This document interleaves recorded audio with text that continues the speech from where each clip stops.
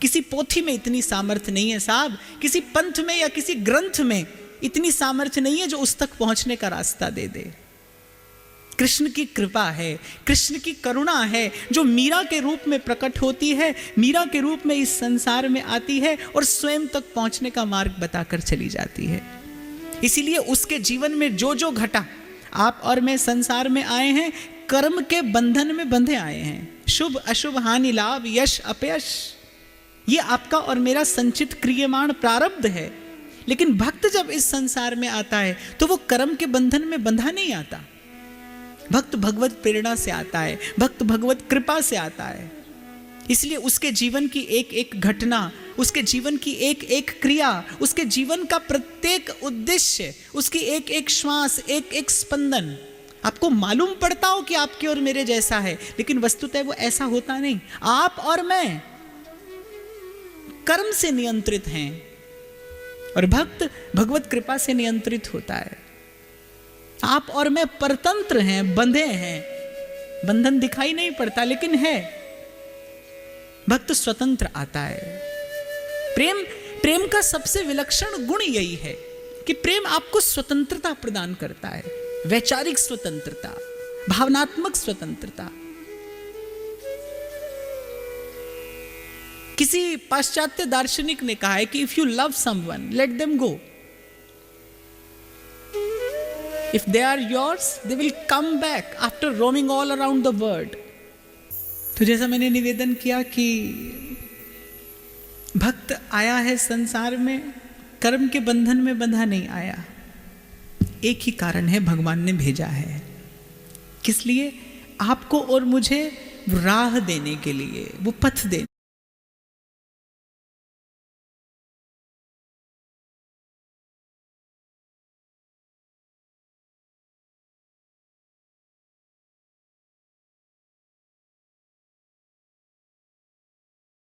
के लिए, वो मार्ग देने।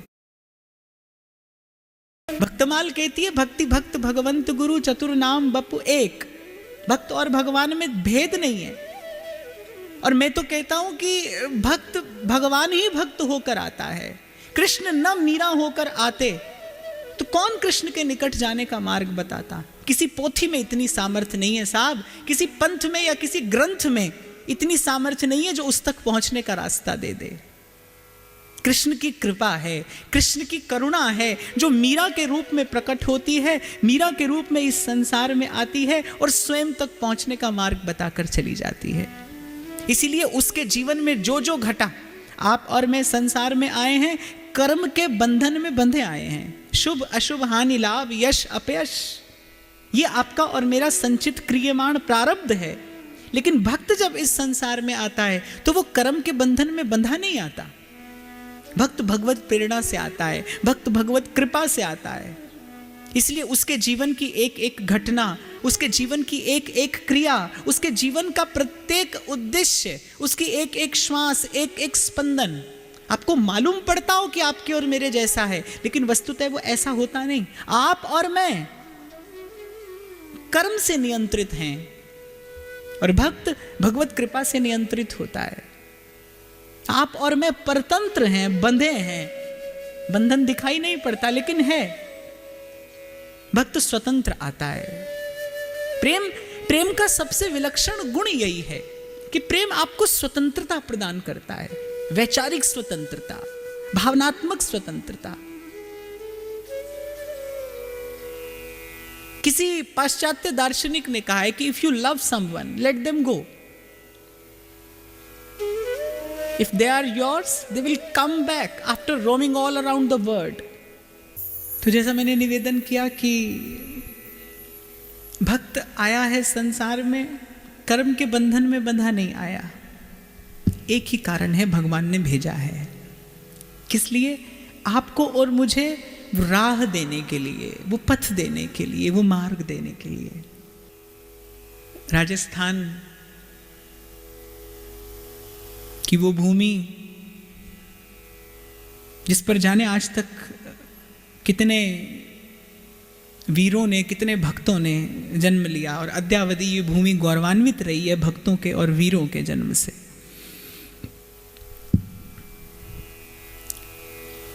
और वहां का एक छोटा सा प्रांत मेवाड़, और उसके निकट एक और भी छोटा सा स्थान मेड़ता। वहां के राजा रावदूदा परम भक्त, परम संत सेवी। भूमि में आम का बीज पड़ता है तो ही आम का फल आता है। भक्ति ही भक्त और भगवान दोनों को संसार में लेकर आती है। परम भक्त थे, परम संत सेवी थे, और भगवत सेवा से भी कहीं गरिमामय, भगवत सेवा से भी कहीं गौरवशाली संत सेवा है, भक्त की सेवा। यदि भगवत कृपा से भक्त संत मिल जाए तो, यद्यपि ये इतना सुलभ नहीं है, पर यदि हो जाए तो भक्त और संत की महिमा, भक्त और संत की सेवा की महिमा भगवत सेवा से कहीं अधिक है। तो बड़े संत सेवी थे रावदूदा, भरा पूरा परिवार, शूरवीर पुत्र, जो राजपूती गौरव होना चाहिए वो सब था, भरपूर सब दृष्टिकोण से। मंझले पुत्र कि यहां शरद पूर्णिमा के दिन, मीरा जी का प्राकट्य दिवस बिल्कुल निकट है, आने ही वाला है। शरद पूर्णिमा के दिन मध्याह्न के समय मीरा जी का प्राकट्य हुआ। और वस्तुतः मीरा जी का नाम मीरा नहीं, मीरा का नाम मिहिरा है। सूर्य को हिंदी में मिहिर कहते हैं। जिस समय मीरा जी का प्राकट्य हुआ उस समय मध्याह्न का सूर्य चमक रहा था, इसलिए नाम मिहिरा रखा गया। वो समय के साथ साथ शब्द में, उच्चारण में थोड़ा सा परिवर्तन हुआ और मिहिरा मीरा हो गई, पर मीरा जी का वस्तुतः नाम मिहिरा है। एक तेजस्विनी स्त्री एक साधारण सा वस्त्र ओढ़कर भी अपना आभा मंडल ऐसा निर्मित कर लेती है कि किसी की दृष्टि उठाने की सामर्थ्य नहीं होती उसकी ओर। बिल्कुल ठीक ऐसे भक्त होता है, हो सकता है उसके पास, और मुझे तो ऐसा लगता है भक्तमाल में जितने भक्तों का उदाहरण मैंने देखा है, बहुत कम भक्त आपको ऐसे मिलेंगे जिनको भगवान अत्यधिक संसार देते हो। भक्तों को भगवान बहुत संसार नहीं देते, बचा कर रखते हैं, संभाल कर रखते हैं। कबीर कुछ अनुभव करके ही बोलते होंगे कि दुख में सुमिरन सब करें, सुख में करे न कोई। जो सुख में सुमिरन करे तो दुख काहे को होए। सतत श्री कृष्ण का संग सानिध्य सामीप्य प्राप्त करने वाली राजमाता कुंती ने भी कुछ सोचकर मांगा होगा कि प्रभु आप मुझे दुख ही दिए रहना। क्यों? क्योंकि मैंने अपने आप को देख लिया है कि सुख आते ही आप भूलने लगते हैं। जीवन में जैसे ही सुख के क्षण बढ़ते हैं आपका विस्मरण होने लगता है, आपकी विस्मृति होने लगती है। शायद ये एक कटु सा किंतु सत्य अनुभव करके ही कबीर ने कहा होगा, सुख के माथे सिल पड़े नाम हृदय से जाए, बलिहारी उस दुख के जो पल पल नाम रटा। जीव का स्वभाव है, आपका मेरा स्वभाव है। तो यदि प्रभु को भजन कराना हो तो बहुत अधिक सुख, बहुत अधिक सुविधा प्रभु नहीं देंगे, और प्रारब्ध से यदि मिलेगी, आपके संचित कर्म से यदि आपको संसार का सुख और वैभव मिलेगा, फिर प्रभु कृपा करके सुमति साथ में देंगे, फिर प्रभु कृपा करके सत्संग सेवा और सुमिरन साथ में देंगे। सिलसिले मार्ग पर फिसलने का भय अधिक होता है, चिकने पत्थर पर फिसलने का भय अधिक है। बजाय पथरीले मार्ग से कोई फिसलता है तो सिलसिले मार्ग पर अधिक फिसलता है। भगवान बहुत अधिक अनुकूलता आने ही नहीं देते। लेकिन यदि भगवान की भक्ति हृदय में है तो समस्त सद्गुण स्वतः आते हैं भक्ति महारानी की सेवा में उपस्थित होने के लिए। बिल्कुल ठीक ऐसा मीरा जी के साथ भी हुआ। मैंने निवेदन किया, फिर करूंगा, कि मीरा जी का जन्म किसी कर्म के बंधन में बंध कर नहीं हुआ। मीरा के रूप में कृष्ण प्रेम अवतरित हुआ है, कृष्ण प्रेम प्रकट हुआ है। इस संसार को प्रेम का उजास देने के लिए, प्रकाश देने के लिए, इस संसार को प्रेम से आलोकित करने के लिए। जब भगवान गीता में कहते हैं ना, तदात्मानं सृजाम्यहम्, कि मैं अपने आत्म स्वरूप का सृजन करता हूँ, फिर उसे संसार में भेजता हूँ। तो ये भक्त हैं, ये भगवान के आत्म स्वरूप हैं। यही आते हैं पुनः पुनः संसार में, और संसार को, संसार की गिरती हुई चेतना को, संसार की मरती हुई चेतना को फिर से एक जीवन दान देकर चले जाते हैं, फिर से ऊर्जान्वित करके चला जाता है जब संत आता है।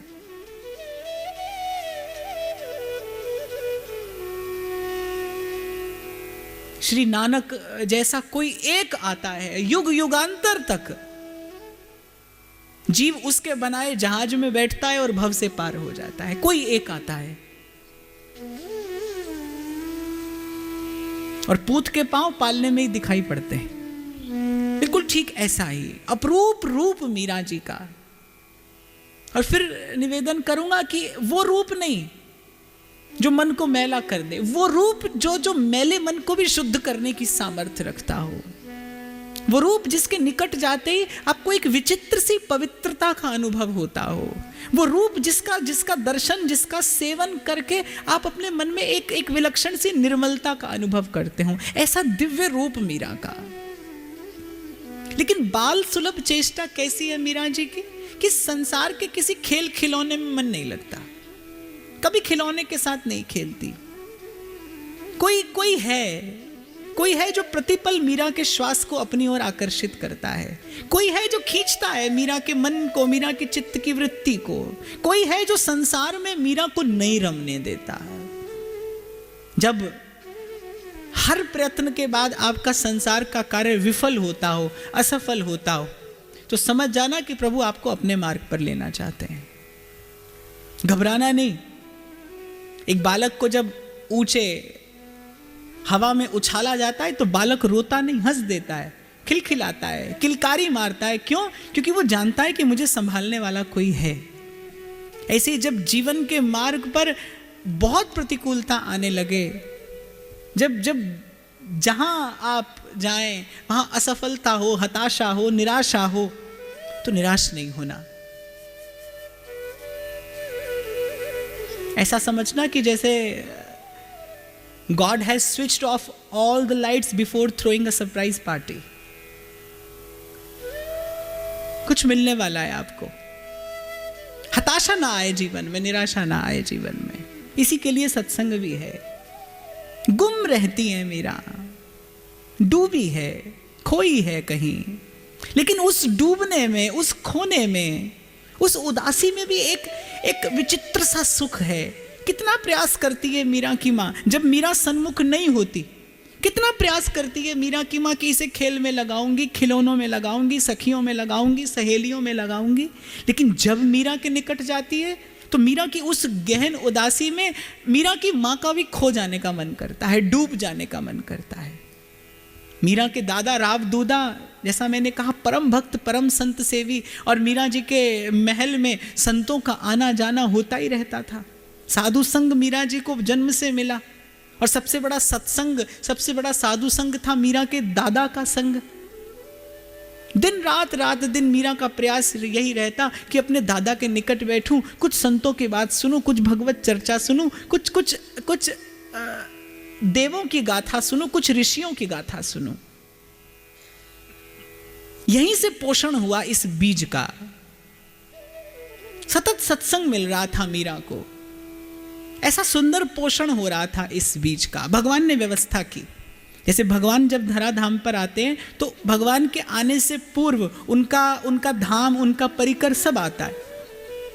ऐसे ही जब भक्त आता है संसार में तो भक्त के आने से पूर्व प्रकृति सारी तैयारी कर लेती है।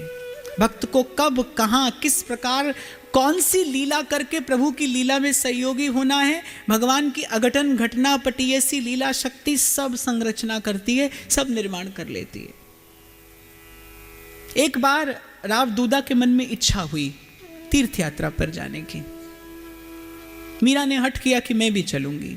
डाकोर जी जा रहे थे रणछोड़ राय जी का दर्शन करने, गुजरात में ये स्थान है। मार्ग में मीरा ने चलते चलते एक प्रश्न पूछा कि दाता हुक्म, कुछ दिन पहले महल में एक संत पधारे थे, आप भी बैठे थे, मैं भी बैठी सुन रही थी। उन संत ने रामायण की एक चौपाई गाकर सुनाई थी। कौन सी बेटा, तुम्हें स्मरण है? हाँ, मुझे बिल्कुल ठीक ठीक स्मरण है। उन्होंने कहा था, हरि व्यापक सर्वत्र समाना, प्रेम ते प्रगट हो ही मैं जान। कि भगवान सर्वत्र समान रूप से व्याप्त हैं। यदि भगवान सर्वत्र समान रूप से व्याप्त हैं तो फिर आप और मैं किसी स्थान, किसी तीर्थ विशेष पर उनका दर्शन करने क्यों जा रहे हैं? 4 साल की मीरा, और मुख से ऐसा प्रश्न सुनकर मीरा के दादा अचंभित हो गए कि एक 4 वर्ष की बालिका और मुझसे ऐसा गहन प्रश्न पूछती है, क्या उत्तर दूं इसे?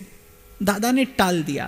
बोले, बेटी संध्या समय स्नान करने के बाद, संध्या वंदन करने के बाद, विश्राम करने के बाद मैं तुम्हें इसका उत्तर दूंगा। संध्या हुई, मीरा जी एक नदी के तट पर उनका शिविर लगा था। मीरा जी ने स्नान किया, संध्या वंदन कर रही थी कि मीरा की दृष्टि एक संत पर पड़ी जो उस जल स्तोत्र के उस पार ध्यान मग्न थे। मीरा को बड़ा आकर्षित किया उस योगी की मुद्रा ने। हमारे यहाँ पर आज तो संस्कारों के लिए स्थान नहीं रह गया, नहीं तो हमारे यहाँ पर पहले बालक का जन्म होता था, नामकरण संस्कार के कुछ काल बाद एक संस्कार होता था जिसे अन्नप्राशन कहते थे। बालक को बीच में बैठाकर उसके चारों ओर भिन्न भिन्न प्रकार की सामग्रियां रख दी जाती थी। उसमें सांसारिक वस्तुएं भी होती थी, उसमें आध्यात्मिक वस्तुएं भी होती थी, उसमें धार्मिक वस्तुएं भी होती थी, और बीच में बालक को बैठा दिया जाता था और बालक को स्वतंत्र छोड़ दिया जाता था कि बालक सबसे पहले जाकर किस वस्तु को उठाता है। बालक की रुचि, बालक का संस्कार मालूम पड़ता था यहां से।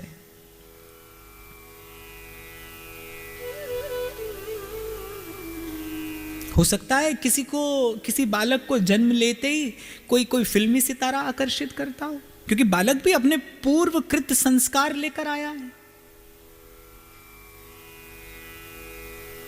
मां ने जो चिंतन दिया होगा बालक को गर्भ में, बालक वही लेकर तो बाहर आएगा। मीरा बड़ी आकर्षित हुई उस योगी की ओर। दासियों को संग में लिया, योगी के निकट पहुंची। बहुत देर तक प्रतीक्षा करती रही कि कब योगी की आंख खुले और मीरा प्रणाम निवेदन करे। संत के पास जाने का, संत के निकट जाने का, संत का सेवन करने का ये अनुशासन है, ये आचार संहिता है, द कोड ऑफ कंडक्ट। जब आप संत के निकट जाएं, यदि संत बात करे तो, प्रश्न करे तो आप उत्तर दें। यदि संत मौन हो तो उसके मौन की प्रतीक्षा करनी चाहिए, उसके मौन का आनंद लेना चाहिए। एक घड़ी आधी घड़ी, आदि से भी आध, और तुलसी संगत साध की कटे कोटि अपराध। तुलसी ये कहते हैं संत के संग की महिमा। लेकिन हमारे जीवन में तो कोई परिवर्तन दिखाई नहीं पड़ता, दूर दूर तक दिखाई नहीं पड़ता, जीवन बीत जाता है। मैं एक जीवन की बात करता हूं और कबीर कहते हैं, माला फेरे तो जुग भया। खैर, जब भी कोई अनचाही घटना घटती है तो दोष कभी किसी एक पक्ष का नहीं होता। दोष मेरा भी है, हमारा भी है, जो लोग इस स्थान पर बैठे हैं। हमने गरिमा धूमिल की है संतों की, हमने मैला कर दिया है आज संतों के नाम को, उनके स्वरूप को, उनके स्वभाव को हमने धूमिल किया है। मैं ये उत्तरदायित्व अपने ऊपर लेता हूं। लेकिन फिर भी कभी प्रभु अगर अवसर दें संत के संग का, परीक्षा मत करना, मत देखना कि ये संत है या नहीं, क्योंकि इस देश में संत के वेश का भी सम्मान किया जाता है। बैठी रही मीरा। बहुत देर के पश्चात उस योगी की आंखें आधी खुली। देखा एक नन्ही सी बालिका, लेकिन बड़ी तेजस्विनी है। उसकी मृग शावक के समान उन आंखों से प्रेम झलकता है। कोई अद्भुत सा आकर्षण है उस नन्ही सी बालिका में। एक योगी के मन को आकर्षित करती है। इसका मतलब आकर्षण सांसारिक नहीं है, आकर्षण दिव्य है। मैंने हमेशा निवेदन किया है कि एक रूप होता है जो मैला करता है मन को, जो आपके मन में वासना जगाता है, भोग जगाता है। और एक रूप ऐसा है जो प्रथम दर्शन में ही, at the very first glimpse, जो प्रथम दर्शन में ही आपके मन को एक निर्मलता प्रदान करता है। आपको भगवान याद आ जाते हैं, आपको प्रभु स्मरण आ जाते हैं। योगी का मन आकर्षित हुआ, माने उस स्वरूप में कोई दिव्यता थी। दर्शन करते ही मीरा ने मन ही मन प्रणाम निवेदन किया। प्रणाम मुख से नहीं कहा, प्रतीक्षा कर रही है कि योगी के मन की स्थिति, योगी की मनोदशा ऐसी हो जाए कि मैं बात करूं तो मैं कुछ चर्चा निवेदन करूं। योगी ने कहा, अपना परिचय दो बेटी। मीरा ने कहा कि मेड़ता के परम संत सेवी राव दूदा के मंझले पुत्र की कन्या होने का गौरव मुझे मिला है। एक 4 साल की बालिका से ऐसा सुंदर और ऐसा सुघड़ परिचय सुन के योगी भी हतप्रभ रह गए। कुछ एक चर्चा मीरा जी से हुई। और हमारे यहाँ एक छोटी सी कहावत कही जाती है कि आपके पूछने पर जो आपके प्रश्न का उत्तर दे वो तो अध्यापक है, टीचर। और जो आपके बिना पूछे आपके मन के संशय का निवारण कर दे वो गुरु है। जो आपके मन को पढ़ना जानता हो, जो आपके हाव भाव को पढ़ना जानता हो। जैसे कोई बहुत मजा हुआ गायक हो और उसके सन्मुख कोई नया व्यक्ति गाने के लिए आए तो वो पूरा गाना सुनने की अपेक्षा नहीं रखता। वो प्रथम स्वर कहां से लगाता है वो यहीं से मालूम पड़ जाता है कि व्यक्ति गाने में, गान कला में कितना निपुण, कितना प्रवीण है, केवल प्रथम स्वर लगाते ही। मीरा की वो प्रथम चेष्टा, मीरा का वो प्रथम परिचय योगी को हतप्रभ भी कर गया और योगी को प्रसन्न भी कर गया। प्रसन्न हो गए योगी।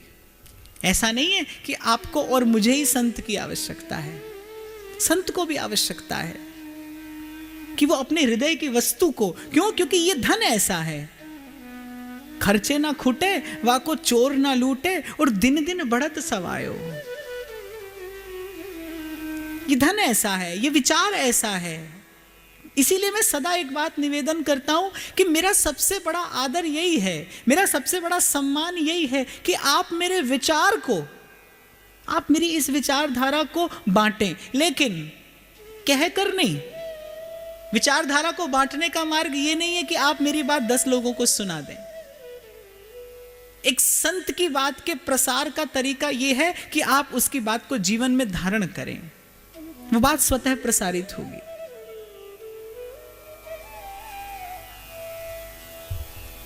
प्रसन्न हो गए योगी। 2-4 बात के बाद उन्होंने जान लिया कि ये कन्या कौन है। इतने में मीरा को ढूंढते ढूंढते राव दूदा आ गए। संत चरणों में साष्टांग प्रणाम निवेदन किया। योगी ने कहा कि यदि आपकी आज्ञा हो तो मैं आपकी इस कन्या को योग की शिक्षा देना चाहता हूं। मैं हमेशा कहता हूं कि आप गुरु खोजना नहीं, आप शिष्य बनना। आप जिस दिन शिष्य बन जाओगे गुरु आपके पास आएगा। आपको आवश्यकता नहीं है जाने की, आप जा भी नहीं पाओगे, जाओगे तो भटक जाओगे। तो राव दूदा बड़े प्रसन्न हो गए कि ये तो हमारे घर गंगा आ गई। कोई प्रयास नहीं, कोई प्रयत्न नहीं, तीर्थ पर निकले थे भगवान का दर्शन करने, लेकिन शायद लक्ष्य शुभ था, उद्देश्य शुभ था, तो भगवान ने राह में संत मिला दिया। ये जो कहा जाता है ना कि आप एक पग चलिए, भगवान 20 पग चल के आएंगे। वो भगवान के 20 पग चल के आने का क्या लक्षण है? कैसे मालूम पड़े कि प्रभु आपकी ओर चल के आ रहे हैं, प्रभु आपको स्वीकार कर रहे हैं, प्रभु की आपको स्वीकृति है? कि जब आप अपनी आध्यात्मिक यात्रा पर चलेंगे, जब आप इस सत्य के मार्ग पर पदार्पण करेंगे, आपको चलते ही कुछ दूर पश्चात संत मिल जाएगा, सत्संग मिल जाएगा। ये प्रभु के आने की सूचना है, ये भगवान की स्वीकृति की सूचना है। निश्चित हो गया।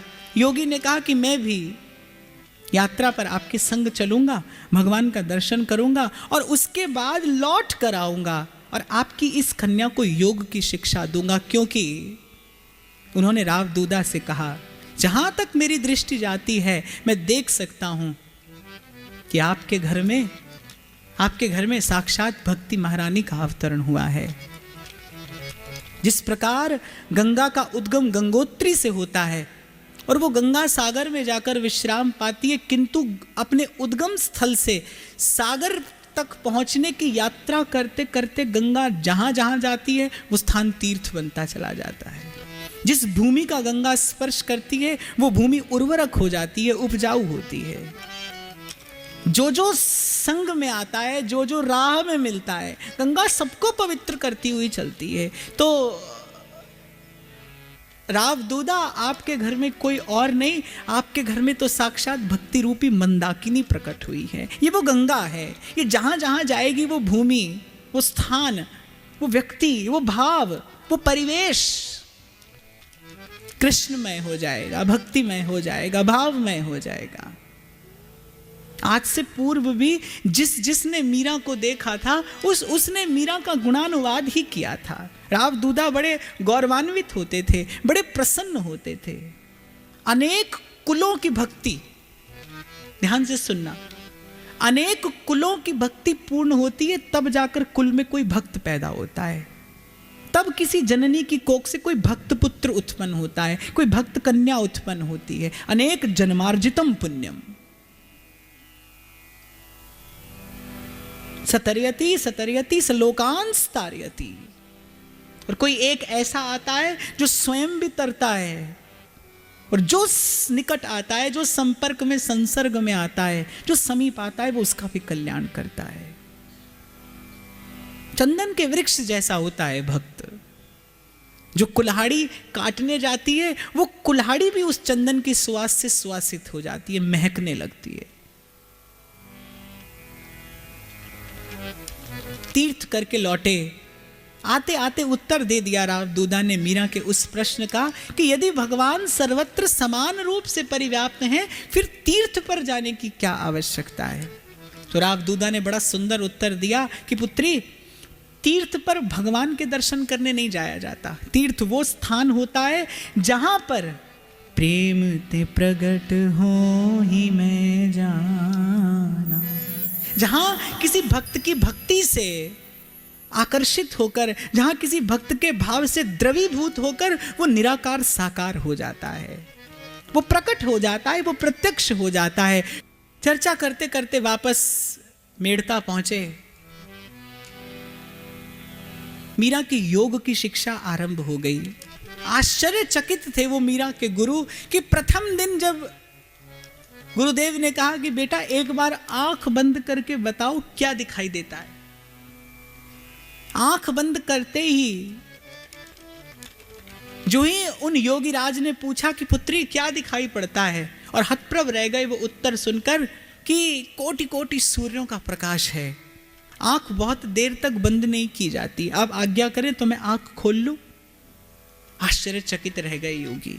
वहां मीरा की मां को चिंता होने लगी कि अरे मैं तो जन्म से चिंतित हूं कि ऐसी एक कन्या भगवान ने दी, और वो भी ऐसी, ना उसका गुड्डे गुड़ियों में मन लगता है, ना खेल खिलौने में, ना साज श्रृंगार करती है, ना सुंदर वस्त्र का कोई लोभ है, ना सखियों के संग खेलती है, ना घर की बड़ी बूढ़ियों के बीच में बैठकर कुछ घर संसार की चर्चा वार्ता करती है। हे प्रभु, ये कैसी कन्या मुझे दे दी।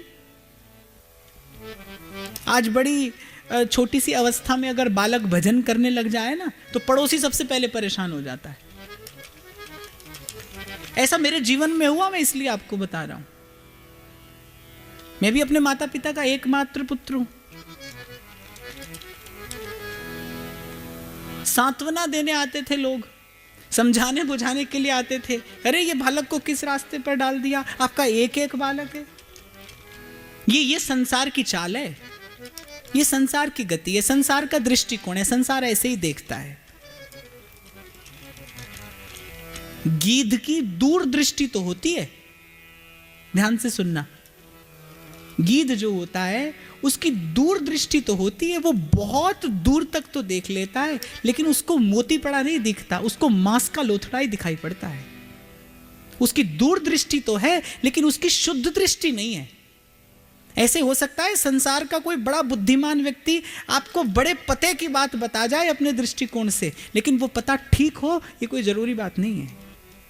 हो सकता है उस पते पर पहुंचते पहुंचते आप अपना सब कुछ खो दें, अपना सब कुछ गवा दें। इसीलिए जब भी अपने आप को कसौटी पे कसने का समय आए तो संत की ही कसौटी पे कसना।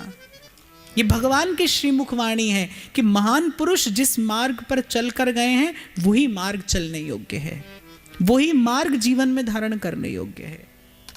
मीरा की माँ को चिंता थी, माँ का एक सहज वात्सल्य था मीरा के प्रति कि कल को जब विवाह होगा, कल को जब ये पराये घर जाएगी तो किस प्रकार इसका घर व्यवहार संसार चलेगा। अरे कथा वार्ता सुनती थी, इतना ही बहुत था, और अब इसे कोई साधु बनाना है, इसे कोई जटाधारी बनाना है, जो दाता हुकुम इसे योग की शिक्षा दिला रहे हैं। पर मीरा के दादा राजा थे, सबके सम्माननीय थे, वंदनीय थे, उनके सन्मुख कोई क्या बोले। चौथे दिन उन योगी राज ने बुलाया मीरा के दादा राव दूदा को कि इसकी शिक्षा पूर्ण हुई। राव दूदा आश्चर्य में पड़ गए कि 4 दिन पहले तो आपने आरंभ कराया और 4 दिन में शिक्षा पूर्ण हो गई। बोले इसका उत्तर तो मैं आपको नहीं दे सकता, मैं तो आपको केवल इतना कह सकता हूं कि जो विद्या सीखने के लिए मैंने जन्मों प्रयास किया और कई कठिन क्लेश साधन करने के बाद भी जो मुझसे नहीं बन पड़ा वो इस कन्या ने 4 दिन में कर लिया। यम नियम आसन प्राणायाम प्रत्याहार धारणा ध्यान और फिर अंततः समाधि, पूरे 4 दिन में। मुझे तो ऐसा लगता है कि जैसे मुझे केवल प्रभु ने एक निमित्त बनाया। मुझे तो ऐसा लगता है कि मुझ जैसे योगी राज को, जिसकी दृष्टि में योग साधन ध्यान वेदांत यही सर्वोपरि था, मुझे लगता है शायद प्रभु ने मीरा से मिलाकर इस कन्या का दर्शन कराकर मुझे ये शिक्षा दी है कि किस प्रकार भक्ति सर्वश्रेष्ठ है। एक योगी भक्त हो कोई आवश्यक नहीं है, लेकिन एक भक्त स्वतः सहज स्वभाव से योगी होता ही होता है, जिसके मन चित्त की वृत्तियां युक्त हैं प्रभु के स्मरण से। बड़े प्रसन्न थे मीरा जैसी एक शिष्या पाकर, बड़ा गौरवान्वित अनुभव कर रहे थे। राव दूदा ने बहुत सी भेंट दक्षिणा देनी चाहिए। संत ने कहा कि ऐसा शिष्य पाकर केवल इस जन्म के लिए नहीं, मैं सदा सदा के लिए तृप्त हो गया हूं, अब और कुछ नहीं चाहिए। चल दिए। कुछ काल ऐसे ही व्यतीत हुआ। मीरा अपनी भाव समाधि में मस्त रहती। वृंदावन से कोई संत आ पहुंचे। दर्शन करते करते संतों के लिए सदा द्वार खुला रहता था राव दूदा के महलों का। संत आते थे और मुझे तो लगता है कि संतों के चरणों की रज का ही ये प्रताप था कि उस भूमि पर मीरा जैसा ये कृष्ण प्रेम की सुवास तीनों लोकों में प्रसारित करने वाला ये दिव्य पुष्प उत्पन्न हुआ। ये संतों की चरण रज का प्रताप था। संत सेवा के फलस्वरूप ही संत आ सकता है। हरि रीझे तो मुक्ति दे, हरिजन हरिजन हरिजन। कुछ काल व्यतीत हुआ। वृंदावन की सुमधुर सुवास लिए एक संत आ पहुंचे।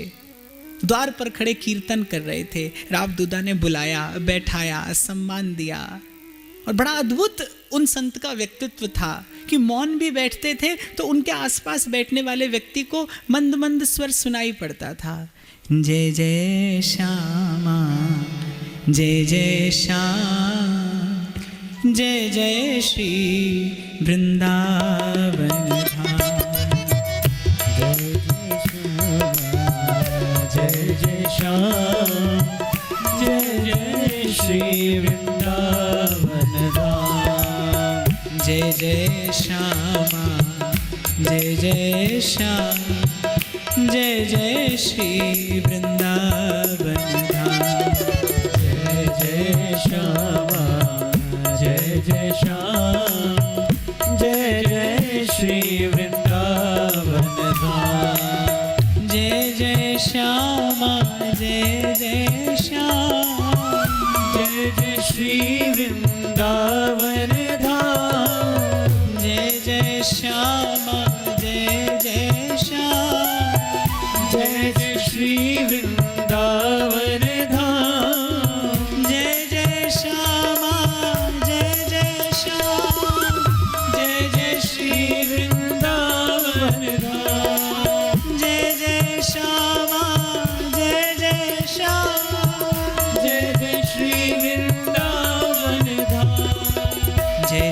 श्यामा जय जय श्यामा जय जय श्री वृंदावन जय जय श्यामा जय जय श्यामा जय जय श्री वृंदावन धाम। मीरा को खबर पड़ी कि कोई गोविंद, राधा गोविंद, कोई गोविंद राधा माधव के नाम का मधुर मधुर कीर्तन करने वाला, उसकी छटा निराली है, उसका व्यक्तित्व निराला है, उस योगी की गंभीरता कुछ और थी, इस प्रेमी संत की मस्ती कुछ और है। दिन रात गुनगुनाता है, गोविंद राधे माधवा गोपाल राधे माधवा, गोविंद राधे माधवा गोपाल राधे माधवा। सुमधुर ध्वनि मीरा के भी कान में पड़ी। जब हवा फूल की खुशबू, पुष्प की खुशबू का प्रसार करती है तो कौन आता है पुष्प पर आकर्षित होके? भंवरा आता है। उस सुवास का पीछा करते करते भंवरा आता है, फूल के पास पहुंच जाता है। मीरा के कान में पड़ा वो स्वर, गोविंद राधे माधवा गोपाल राधे माधवा। जो दिशा आज तक अज्ञात थी, आज थोड़ी थोड़ी ज्ञात होने लगी। ऐसे लगा जैसे कोई मुझे परिचय दे रहा है अपना, जैसे कोई जना रहा है मुझे कि तुम हमारी हो। अब बड़ा अद्भुत सा आकर्षण था इस स्वर में। इससे पूर्व खूब कथा, खूब कीर्तन, खूब वार्ता मीरा ने सुना था, लेकिन आज इस स्वर में कोई विलक्षण सा आकर्षण था जो इससे पूर्व कभी अनुभव नहीं हुआ। आप भी हो सकता है जीवन में अनेक लोगों का विचार सुनो, अनेक लोगों के सद्विचार में बैठो, अनेक लोगों का सानिध्य आपको मिले, लेकिन आपकी आत्मा का विश्राम कहाँ है, इसका उत्तर आपको हृदय में बैठे प्रभु ही देंगे। आपको कोई नहीं बताएगा, आपको कोई नहीं समझाएगा, आपके हृदय में बैठे प्रभु कह देंगे कि ये ठौर तुम्हारी है, तुम्हें यहां विश्राम मिलेगा। इसलिए फिर कहूंगा, बस प्रतीक्षा करना। ये आशा की वल्लरी, एक ना एक दिन इस पर फल जरूर आता है, निश्चित रूप से आएगा। आप भजन करते रहना, आप हरि नाम लेते रहना, आपके निकट गुरु आ जाएगा, पहुंच जाएगा जिस दिन आप तैयार हो जाओगे। बड़ा मधुर कंठ था, बड़ा अद्भुत सा मीठा स्वर उन संत का था। हाथ में एक नन्ना सा छोटा सा तंबूरा था जिसे लेकर अपने प्रभु का गुणगान करते थे। मीरा को वो छवि बड़ी प्रिय लगी। संत जब हाथ में तंबूरा लेकर गाते थे, उस समय मीरा मानो तीनों लोकों का सुख भूल जाती थी। बस जाती थी वो छवि उन संत की मीरा के नैनों में, उस बाल सुलभ चित्त पर अंकित हो जाती थी वो छवि। बड़े कौतूहल से उन संत को देख रही थी। संत कीर्तन कर रहे थे, हाथ में तंबूरा लिए, गोविंद राधे माधवा गोपाल राधे माधवा, गोविंद राधे माधवा गोपाल राधे माधवा, गोविंद राधे माधवा गोपाल राधे माधवा, गोविंद राधे माधवा गोपाल राधे माधवा, गोविंद राधे माधवा गोपाल राधे माधवा, गोविंद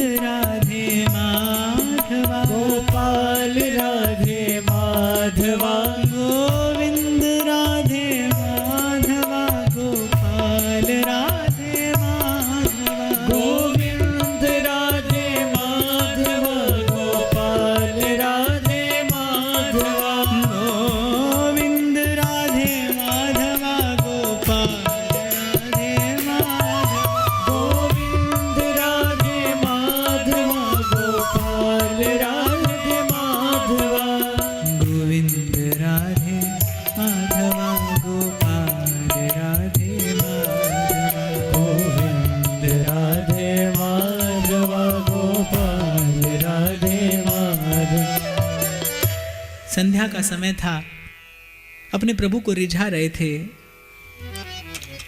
वो संत बड़े कौतूहल से, जो आकर्षण उस योगी को उस पद्मासन में बैठी मुद्रा में देखकर मीरा को हुआ था, आज उससे कहीं अधिक आकर्षण था। उस समय मीरा ने अपने मन को थाम रखा था, मर्यादा में थी, एक सभ्य बालिका की भांति बैठी थी।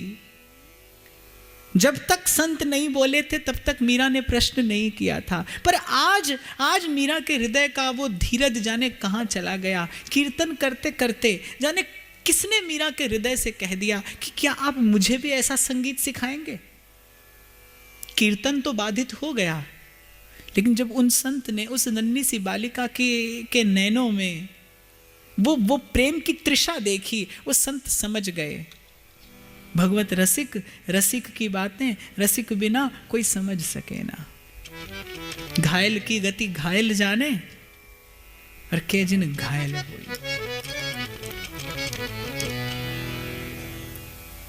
संत ने देखा,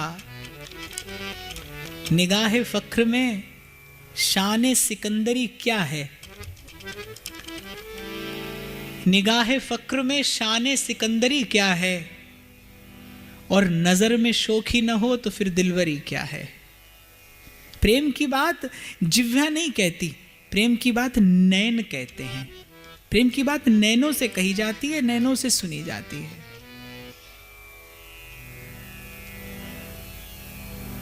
वो बात संत के मीरा के नैनों ने कही और उस संत के नैनों ने सुन ली। अवश्य सिखाऊंगा बेटी, क्योंकि तुम सर्वतोभावेन योग्य हो इस दिव्य संगीत को सीखने के लिए। संगीत की शिक्षा मीरा की आरंभ हो गई। सिखाने लगे संत। जागृत चेतना थी मीरा। जो संत सिखाते मीरा उससे कहीं अधिक ग्रहण करती। प्रत्येक व्यक्ति की योग्यता पात्रता एक सी नहीं है, लेकिन संत बड़े हतप्रभ थे कि मैं एक बात कहता हूं, मीरा दो बात सीखती है। देखते ही देखते दिनों ही दिनों में मीरा पारंगत हो गई उस गान विद्या में, प्रवीण हो गई। कोई शुभ अवसर आया, सारा परिवार एकत्रित था, अतिथि गण आए थे। कोई शुभ अवसर आया, उन संत ने कहा, आज्ञा दी, उस सब समाज में बैठे लोगों के मध्य में कहा मीरा से कि बेटी जो सीखा है आज प्रभु को समर्पित कर दो। आज बड़ा शुभ दिन है, शुभ अवसर है, जो सीखा है आज प्रभु के समक्ष रख दो। पहले तो संकोच हुआ। अभी मैंने निवेदन किया ना, भक्त का ये लक्षण है। एक व्यक्ति होता है जो ये चाहता है कि संसार मेरे गुणों से परिचित हो जाए। वो येन केन प्रकारेण अपनी चेष्टाओं से, अपनी वार्ताओं से वो अपने भीतर के गुण को प्रकट करने का, प्रदर्शित करने का प्रयास करता है। भक्त का लक्षण इससे बिल्कुल विपरीत है। भक्त प्रयास करता है उसे छिपाने का, कि वो किसी की दृष्टि में न आए, क्योंकि भक्त अनुभव कर चुका है कि संसार का यश और संसार की प्रतिष्ठा ये भजन में सबसे बड़ी बाधा है। प्रकृति अगर कुछ देती है तो उसके बदले में बहुत कुछ आपसे लेती है। आपने यदि अपना सारा जीवन देकर कोई बहुत बड़ा मान सम्मान, कोई बहुत बड़ी संपत्ति अर्जित की है, तो ये आपकी भूल है, ये आपकी परिभाषा है कि आपने संपत्ति अर्जित की है, आपने सम्मान अर्जित किया है। एक संत के दृष्टिकोण से आकर देखिए, आपने जीवन खोया है। आपने अर्जित नहीं किया, आपने सारा जीवन खो दिया उसके लिए। ये तो अपनी अपनी परिभाषा है, अपना अपना दृष्टिकोण है। आप कह रहे हैं यहां अंधकार है, मैं कह रहा हूं यहां प्रकाश नहीं है। आप कह रहे हैं मैंने संपत्ति अर्जित की है, मैं कहता हूं नहीं, आपने जीवन खोया है। ये तो आपका और मेरा दृष्टिकोण है। मीरा को बहुत संकोच था कि किस प्रकार मैं सब भांति अयोग्य, क्या सीखा है मैंने, क्या आता है मुझे, समस्त अवगुण मुझ में हैं, मैं तो किसी भी भांति योग्य नहीं। क्या मैं किसी भी भांति योग्य हूं कि प्रभु का गुणगान करूं? मैं तो किसी भी भांति योग्य नहीं। पर गुरु की आज्ञा थी, जिससे सीखा था उसकी आज्ञा थी, और गुरु और आज्ञा गरी ऐसी। कहा बेटी गाओ। और आज उस शुभ अवसर पर अपना वो तानपुरा जिसे हाथ में लेकर वो संत गाया करते थे, गुनगुनाया करते थे, अपने प्रभु को रिझाया करते थे, वो तानपुरा मीरा को प्रसाद स्वरूप दे दिया। बोले बेटी लो, और आज अपने हृदय के पुष्प श्री चरणों में निवेदन कर दो। प्रथम बार मीरा के कंठ से वो गोविंद का गुणगान प्रकट हुआ। बसो मोरे नैनन में नंदलाल,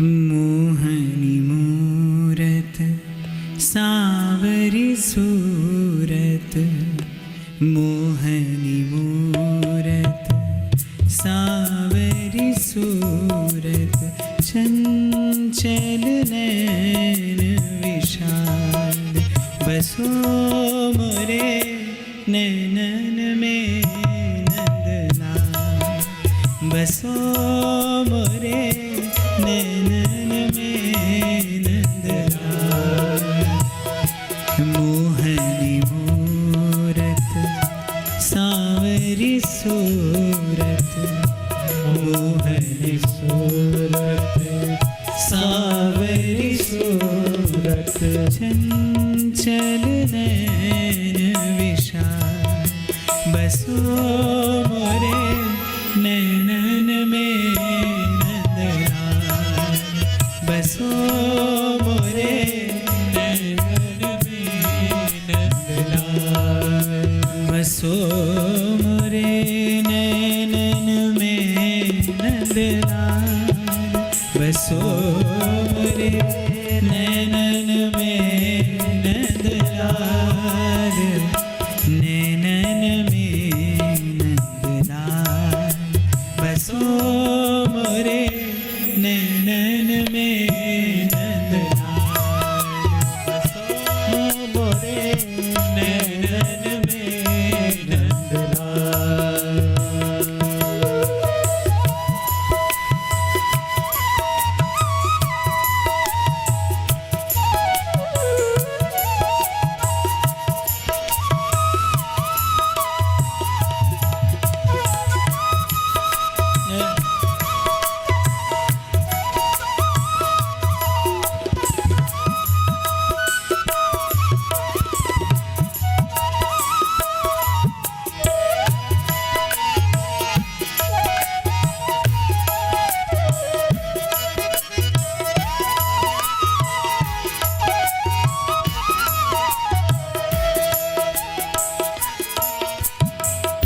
मोर मुकुट मकराकृत कुंडल, मोर मुकुट मकराकृत कुंडल, चंचल नैन रसाल,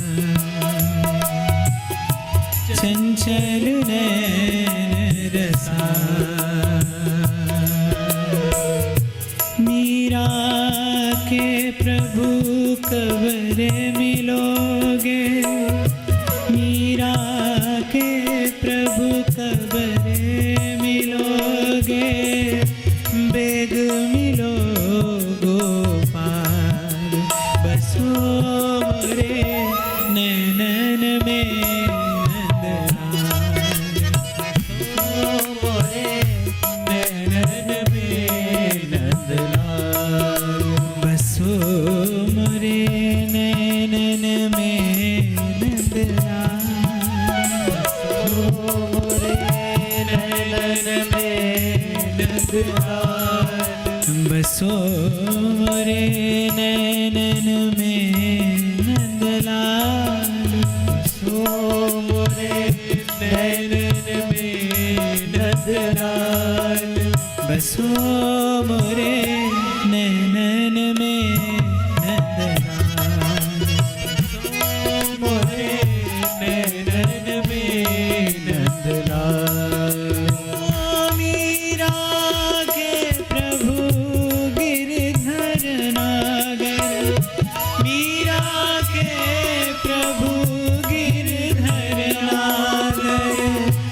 भगत बछल गोपाल, बसो मोरे नैनन में नंदलाल, बसो मोरे नैनन में नंदलाल, बसो मोरे नैनन में नंदलाल, बसो मोरे नैनन में नंदलाल, बसो मोरे नैनन में नंदलाल, बसो मोरे नैनन में नंदलाल, नैनन में नंदलाल, नैनन में नंदलाल, नैनन में नंदलाल, बसो मोरे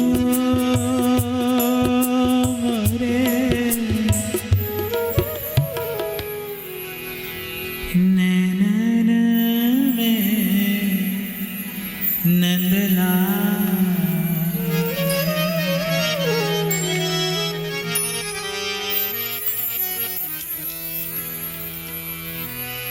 कंठ से जो उत्पन्न होता है उसे स्वर कहते हैं। कंठ से जो उत्पन्न होता है उसे स्वर कहते हैं। हृदय से जो आती है वो ध्वनि है। और आत्मा जिसे गान करती है वो पुकार होती है। उसमें इतनी सामर्थ्य होती है कि वो जड़ता के समस्त आवरणों को भेदती हुई हृदय का स्पर्श करती है। मीरा का ये भावपूरित,